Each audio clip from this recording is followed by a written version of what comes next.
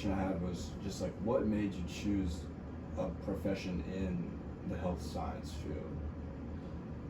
I chose to become an athletic trainer because when I was in high school, I realized I was good at math, good at science, so I certainly liked somewhere in that field. My mother was a nurse, so she had been working in a hospital since I'd been born. I did stuff in the hospital, kind of, not like I did a lot of stuff, but kind of knew the culture of what goes on from a healthcare perspective. I played lots of sports in high school and younger, kind of anything I could play, I tried to play. And so when I found athletic training and knew I wasn't really going to compete in sports at a high level in college, I kind of mixed those two together. Towards that. Yeah. What was your favorite sport? I mean, football was my favorite sport to play because you really can't play football anywhere else with the pads and the team and everything else. Anything else you can kind of pick up and get by with, but football is like unique in that way. You really have to have all the stuff. I kind of thought you were going to say baseball. I like baseball from a data standpoint. Technical standpoint. Yes. Baseball, I guess that was the first letter I varsited in my sophomore year, so I was probably best at baseball. It's the only sport I got recruited for college, so I would have played baseball over football, but football just had more fun for that uniqueness. But yeah, I was better at baseball. What does a typical day in the life of Matthew Syno look like? Like now or as an athletic trainer? I guess as an athletic trainer. Okay. So as an athletic trainer, it kind of depends the level you're at. If we're at like a college level, you're probably coming in pretty early to work with athletes before they go to class and take care of injuries, rehabs, new things that pop up, really get to work with the athletes. They're going to go to class, you're going to kind of clean up and probably have some meetings with some coaches and some other staff or whatever's going on. After lunch, you need to be prepared because they're all coming back in for their afternoon practices. That's going to entail lots of taping and bracing and some treatment to get them ready for practice. The ones who can't practice, you're going to be doing a lot of exercises with, more rehab activities, perhaps functional activities. It kind of depends what's going on. And then at some point practices are going to start. You're going to be out on a field or a court, handling issues as they arise, watching practice, potentially working more rehab with athletes who can't play in practice but are up to a functional level where you can do things outside that are fairly sports specific. And the main reason you're there is catastrophic, like urgent emergencies, so you're always on the lookout for that. Practice ends, certainly there's plenty of cleanup, briefing of athletes or coaches based upon what happened, maybe some ice and some more treatment for athletes that need something as they're going on, and paperwork. There was probably paperwork after the morning session too, but you have to document everything you do. So chances are, there's either paperwork that night, some people might save it for the next morning as they come in, probably should do it sooner rather than later, but kind of depends what's going on, how big the program is. Do you help out with the football program here still? I do not help out with the football program here. No. Did you ever? I never worked with this football program. No. So where I worked with the football program when I went to school. I went to Elon University. I worked with the football like every preseason, and then I got a job at North Carolina A&T, and I was in charge of football with their program. Okay. Elon's a beautiful campus. Yeah, it was a pretty awesome place. It is pretty. This is kind of a bit of a weird question, but are you still as interested in health sciences and just this overall field as you were when you were in college and first were getting into it? Health sciences, yes. The whole realm of everything we do and helping people meet their potential, exceed their potential, all that kind of stuff. I do like, and I do love athletic training. It is really awesome when you are young, you're right out of college, single, can travel around the country, can work on their schedule without having to worry about anything else about your schedule, because if they're going to practice, you got to be there. If there's a game, you got to be there.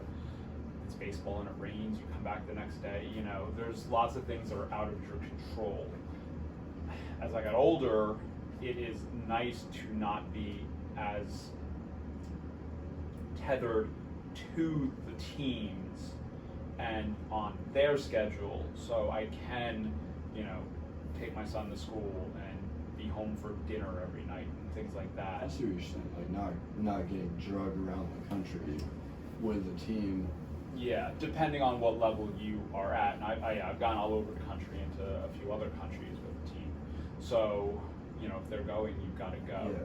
When there is nothing else around, I mean, it's awesome. The lifestyle and the things that are going on, I loved. With the family, certainly there's tons of people that do it, and it's still really good, but then there are some things you do miss with the family that, you know, now I get to do all those things because I'm not stuck with an athletic team like that. Okay. What are like some hardships that you faced and learned about along the way? So not every job and program is going to be the same. Certainly there's athletic trainers at a collegiate level, there's athletic trainers at a high school level. You have less funds at high school, you have less equipment, you're probably in an old closet. You have to be very creative about what you can use for exercises because you don't have the ability to have any machine possible. So creativity is something you really have to learn, and being flexible with things like that. At a college or university, you have a lot more equipment, a lot more you can do. Also, there's a lot more expected of you at that level, so you really have to perform pretty well. But you should be able to, certainly at that level. The other adjustment or thing you really learn is it's all about interpersonal relationships. Who you know? Well, to get the job, yes. But then even like dealing with the athletes, if they're going to trust you, you have to kind of build that trust. If you don't, then they're not going to come to you when they need you. It's going to be issues. But you also have to have trust with the coach. Sometimes coaches and athletes are at odds with each other. A lot of times coaches were at odds with me because of what was happening with the athletes. Certain coaches let you do your job, other coaches tell you how to do your job. So there's a whole dynamic that you have to get used to, and I mean, depending on the setting, sometimes coaches do switch pretty often. And so every couple of years, you might be dealing with a new personality and a new way of doing things, new expectations, or people stepping on your toes. Yeah. So there's a lot of that too that goes along with it. I see what you're saying, especially like in the realm of like hierarchy of a football team. But what do you consider to be the most challenging thing about your job? The most challenging thing is that an athletic trainer is there for emergencies, and there's plenty of other things to do. I mean, we will definitely be busy, but when there's an emergency, that's like what you're really there for, to handle what could be a catastrophic injury, and it's probably something you can't handle on your own. So there's a protocol with other people involved to handle this situation. Some of those people might not be athletic trainers, depending on where you're at. If you're at a high school, you're probably the only one, so you have to rely on coaches, athletic directors, other people to help you in this situation, which sometimes is nerve-wracking because you don't know you can trust them as well, because you don't have as much practice with them as if you were in a college and it's all athletic trainers, you can practice it. But if something happens and you need to call an ambulance and it's like life on the line, that is the biggest issue we're looking for, certainly. I hope you haven't had to deal with anything like that.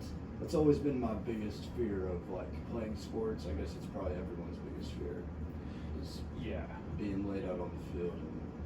I mean, I've definitely called a number of ambulances. I've definitely had athletes go to the hospital. I've gone to the hospital to check on them. Most of the time, preseason overheating. That's the majority of it, all right? Which, yes, is somewhat preventable, but sometimes, people kind of need to learn what to do, so to speak. You tell them and tell them and tell them, but until something goes wrong, do they really take it seriously? all of the musculoskeletal injuries that have gone to the hospital were more precautionary and things were pretty good.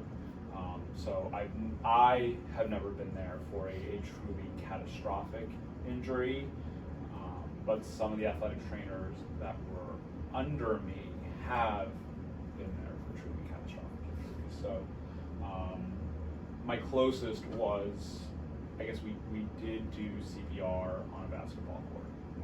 Wow. But the person survived. Okay. But Wow. we did do CPR on a basketball court. That's crazy to think about. Yeah. That's definitely emergency. Yeah. I mean, and at that point there was a number of athletic trainers. So there were 2 athletic trainers doing 2-person CPR. I had the AED to set up the AED. The director of the center, who knew everything really well, came to help everything. So like the 4 of us, were on top of it. The director called the ambulance. The ambulance got there really quick. It did go as you would hope it would go. That has been my biggest emergency. The next question is, what are the just baseline requirements to get into the field of athletic training? So baseline, back when I was in school, was just a bachelor's degree, and you had to have hours working with athletes. It was 1,500 hours when I was there. They had cut down the hours since then, and now it's a master's level entry program. So you have to get a bachelor's degree and then go to graduate school in order to be qualified to sit for the exam to get certified. Once you get certified, then you just have to get licensure in whatever state you want to work in. Not all states have licensure, most of them do. And so it's a little more difficult now compared to when I was younger. So really, certification is baseline, and then anything Yes. above certification. Yeah, you have to be certified, right? That shows the minimum amount of knowledge to do the job. And that requires a master's. And that now requires a master's. Above that, there are some specialties and some programs and some other things that can help separate you from other people. But yes, that certification is the baseline. Okay. You kind of answered this question in the first question, so we're going to change it up a little bit. But I was planning on asking you, did you plan on doing this, or was this your goal as a college student? But I'm just going to ask, did you venture off in college, and did you have any interest in anything else? No, I did not. Really? No, I kind of settled on this in high school, and I don't know if I was lucky or just better at making decisions, because lots of people certainly get to college not sure what to do and flip-flop a million times. And I guess I saw college as, this is the program that's going to get me to the rest of my life. It is not the goal, it is the stepping stone to get to the next area. So I didn't go trying to figure out what to do. I figured out where to go so I could get to that athletic training goal. So I never flip-flopped or looked at anything else or was interested in anything else. I did well enough in the classes that I never thought this wasn't for me. But I had, I guess kind of made my mind up, and I was going through the plan. Didn't want to deviate at all. So, and I really wish more people did that. Too many people, I think, go to college and they say, I have no idea what I want to do. They spend the first year. Yeah, and I guess for me, I was also first generation college student, and college is expensive, some more than others, and I couldn't afford to figure it out after I started paying money. I needed to know what was going on. It was, to make it through was tough, so I couldn't afford to just not know. I get what you're saying. This is the question no one likes to ask. As an athletic trainer, what is the starting salary, and what could you get to? Say if you were the athletic trainer for the Los Angeles Lakers, Right. What are they making? Well, okay, one, I don't know exactly what they're making. Do you have a guess? I've got some guesses. So when I started at 28,000. Right, that was a while ago. So inflation's come, Yeah. salaries have changed. I imagine at this point, if you you were to start, you're probably getting 35. Could be a little lower depending where you're going. Again, college, high school, stuff like that. But I'd be guessing towards 35. All right. Over 35 would be like awesome. Now, median salary for someone who's worked in the field for a number of years, probably had a couple different jobs and settled on a place that they like, you're probably getting somewhere 45 to 50. But there's plenty of places where that will not happen just because they don't have the funds to do it. Thinking like high schools. If you're just at a high school, employed by the high school, you might not get up to that level. But if you're in like Northern Virginia, there's a lot of money, yeah, you might. There's a lot of people. Now, talk about the professional levels. At that point, I mean, it should be you're coming in somewhere 70, 80, 90-ish. Really? Yeah. You don't think that they break 6 figures? I think the head who's in charge does. That person's been there a while, but I don't think they're coming in at over 6 figures. Not the whole team. No, I think there's probably a group of like 4 people. The head athletic trainer makes the most, probably in the 6 figures. The other 3 are a bit under, and if it's your first year, you're, a bit under that. But then they get interns to come in from like summers and everything to work preseason at the NFL, and those people they probably put up in like a hotel room or something, but they're not paying them a ton of money. But when you get 5 of them in, so I can handle all these athletes, there's a bit of people working almost for free as an internship and saying, oh well, I'm getting experience for it. But there have, at least in the past, been plenty of certified athletic trainers that worked for like a $10,000 stipend so they could get an opportunity to get a job the following year, even though they were at a major university. They were basically doing it for peanuts. Yeah. And that has probably helped to depress salaries. So if I can keep bringing in a new graduate for $10,000, why am I going to hire someone for 50? Keep them, yeah. Exactly. And I'll just keep rotating these people around. When I have an opening, I'll hire someone, pay them well, to whatever well is. But if I can keep rotating a few people out for cheap and I don't need a superstar. That kind of comes into play with like the hierarchy of a football team. Like, yeah. And I think it really came from the athletic field, because I've known coaches who had a job, did well, but wanted to move up to the next level. So they came on as a volunteer coach, helped with the team. The defensive coordinator gets a head coach job, takes that volunteer coach and says, you're coming with me, I'll make you my defensive coordinator. Now they've moved up a level or 2, now they're getting paid, but they had to do this free year.